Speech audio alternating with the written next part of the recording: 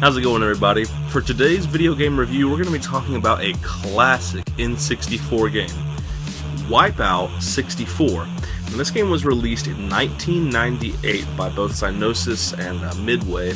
And growing up as a kid, this game for me actually came packaged with my N64. So I remember in the morning I woke up on Christmas Day, I opened up my N64, and this was in there, and then my parents had also gotten me 007 GoldenEye, which, who doesn't love that, right? And I was like, oh god, which game should I play first?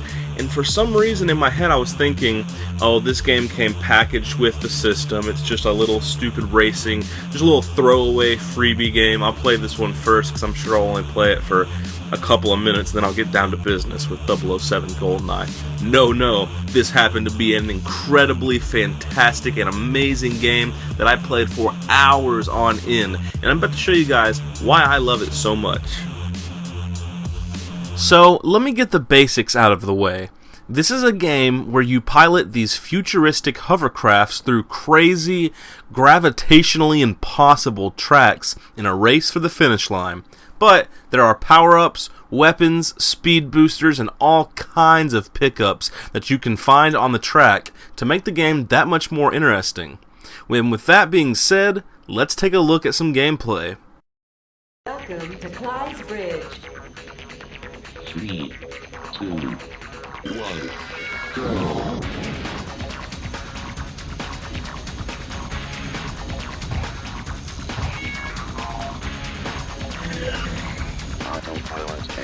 So as you see here, I picked up an autopilot power-up which gives you like 15 seconds where your ship flies perfectly.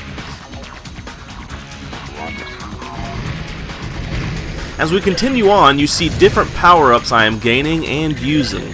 Here I'm lying down some landmines, etc, etc. Oh, and sometimes you get lucky and gain a super weapon.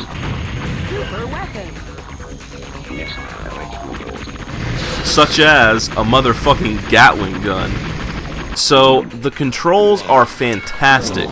The joystick steers, A accelerates your ship, B fires your weapon, and Z and R give you tight turn air brakes.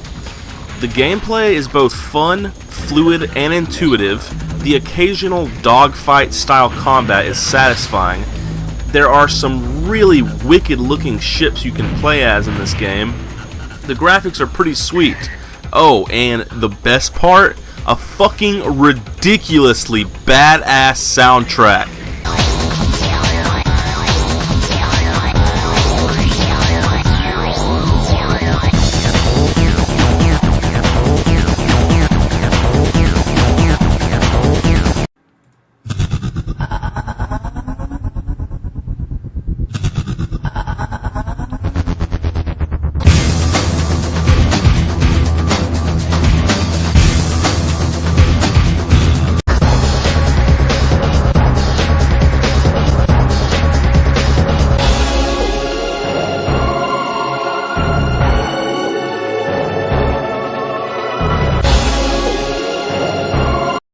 So guys, because this game was included with N64s and all, it has made this game ridiculously common and cheap.